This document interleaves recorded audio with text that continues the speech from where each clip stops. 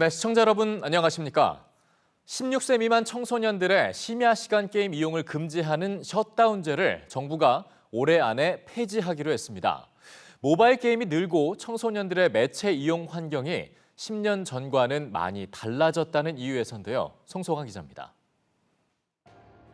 아기자기한 캐릭터와 상상력을 자극하는 높은 자유도로 남녀노소 가리지 않고 전 세계적으로 큰 인기를 얻고 있는 게임 마인크래프트입니다.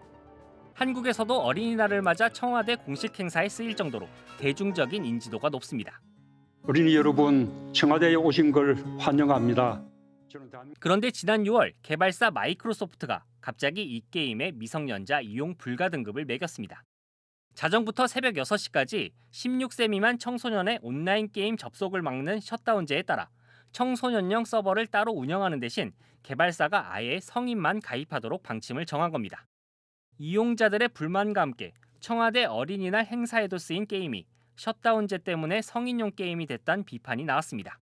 여기에 모바일 게임 이용률이 PC 게임을 추월한 상황에서 정작 모바일 게임엔 셧다운제가 적용되지 않아 제도 자체가 유명무실하다는 지적도 꾸준히 제기됐습니다. 정부는 결국 이 같은 현실을 반영해 게임 셧다운제를 도입 10년 만에 폐지하기로 했습니다.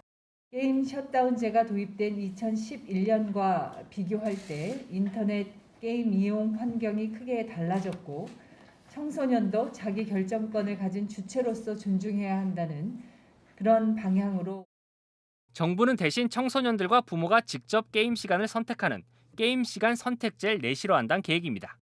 기존엔 이용자가 게임별로 따로 신청해야 했지만 앞으로는 게임 문화재단이 신청을 대행해 절차를 보다 간편하게 합니다.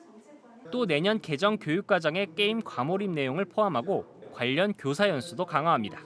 보호자와 교사를 대상으로 게임 리터러시 교육을 확대하고 2022년 개정 교육과정에 게임 과몰입을 포함해서 가정과 학교에서 청소년의 게임 이용을 지도할 수 있는 환경을 조성하겠습니다. 게임업계는 즉시 환영 입장을 냈지만 청소년 스마트폰 과의존 비율이 꾸준하게 증가세인 상황에서 셧다운제 폐지는 시기상조란 우려도 나옵니다. 셧다운제를 당장 폐지할 게 아니라 이용시간 부모 통지제나 이용시간에 따른 성능 저하 같은 제도를 도입해 보완하는 게 우선이라는 겁니다. 게임업계가 부담이 되는 제도는 도입하는 거를 굉장히 주저하면서 그 학생들의 그런 게임 시간 조절을 해제하는 거는 신속하게 하는 거는 게임업계의 어떤 의견만 지금 반영하고 있는 거다.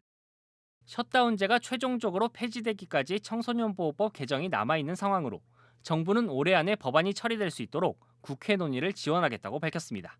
EBS 뉴스 송성환입니다.